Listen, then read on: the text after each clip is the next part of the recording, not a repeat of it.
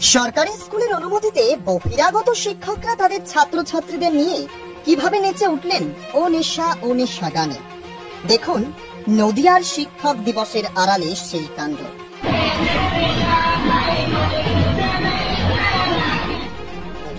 হায় রে, একে ডাক্তার সর্বপল্লী রাধাকৃষ্ণনের প্রচলন করা সেই শিক্ষক দিবস, নাকি আজ যুগের সঙ্গে তাল মিলিয়ে সেই শিক্ষক দিবসও পরিণত হয়েছে এমন চটুল দিবসে? না হলে নদিয়ার পক্ষে তাও আবার একটি সরকারি বিদ্যালয়ের অনুমতি স্বরূপ রবিবারের ছুটিতে এলাকার নামকরা সব প্রাইভেট টিউটরেরা তাদের ছাত্রছাত্রীদের নিয়ে কিভাবে মেতে উঠতে পারে এমন শিক্ষক দিবসে?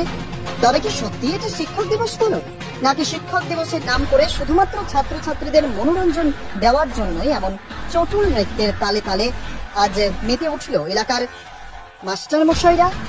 দেখুন সম্প্রতি ভাইরাল হওয়া নদিয়ার নাকাশি পাড়ার একটি সরকারি স্কুলের ঘটনা। জানা গিয়েছে গত 5ই সেপ্টেম্বর শিক্ষক দিবস পালন করাকে কেন্দ্র করে নদিয়ার নাকাশিপাড়া থানার ধর্মদা গ্রামের সুশীলা বালা গার্লস হাই স্কুলে গত রবিবার এলাকার প্রাইভেট টিউটরদের আয়োজন করা এহেন শিক্ষক দিবসে ঘটে যায় এমন ঘটনা, যেখানে এলাকার নামকরা সব প্রাইভেট টিউটরদের উপস্থিতিতে ছাত্রছাত্রীদের সহযোগে মাস্টার মশাইরাও মেতে ওঠেন লাইলা মজনু গানে, আর চলে সেই গানের তালে তালে উদ্দাম নৃত্য।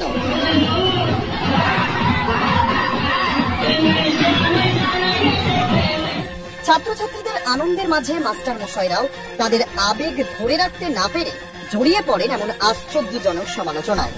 কারণ সেই মুহূর্তেই কেউ বা কারা এমনই একটি ভিডিও সোশ্যাল মিডিয়াতে ছড়াতেই তা মুহূর্তেই ঝড়ের গতিতে ছড়িয়ে পড়ে। তার খোদ নদিয়ার বুকে শিক্ষক দিবস সেলিব্রেশনের এমন ঘটনাকে ঘিরে চারিদিকে নিন্দার ঝড় উঠলেও প্রশ্ন একটাই, রবিবারের ছুটিতে তাও আবার এলাকার একটি নামকরা সরকারি বিদ্যালয়ে এমন অনুষ্ঠানের অনুমতি দিল কে?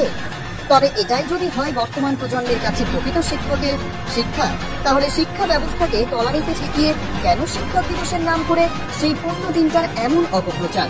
কতটা যুক্তিযুক্ত এই ঘটনা জানান আপনাদের মূল্যবান মতামত।